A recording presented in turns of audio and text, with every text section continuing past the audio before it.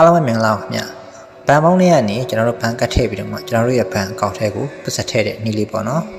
ဒီနည်းလေးကတော့အရန်ကိုလွယ်တာဖြစ်တဲ့အတွက်ကျွန်တော်မျှဝေပေးတာဖြစ်ပါတယ်အရင်တော့ကျွန်တော်တို့ဘန်ကတ်ကိုဘန်ပေါင်းနဲ့ထည့်လိုက်မယ်နော်ပြီးရင်တော့ကျွန်တော်တို့ cut deposit ဆိုတဲ့အောက်ဆုံးအလုံးလေးကိုနှိပ်လိုက်မယ်နော်ဒီနေရာလေးမှာတော့ကျွန်တော်တို့ password ကိုပင်နံပါတ်6လုံးရိုက်ထည့်ပေးရမှာဖြစ်ပါတယ်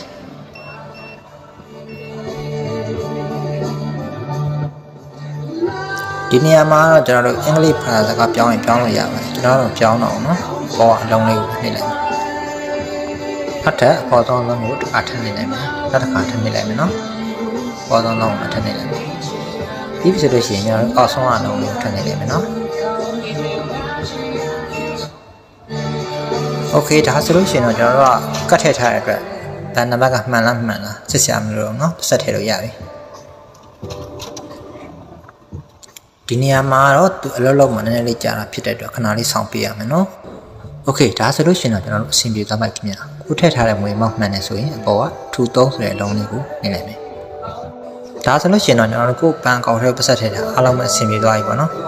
ကတ်ထွက်လာရင်ကတ်လေးကိုယူ select လေးကိုယူအားလုံးပဲအဆင်ပြေသွားပါပြီဟုတ်ကဲ့အားလုံးပဲအဆင်ပြေကြပါစေခင်ဗျာ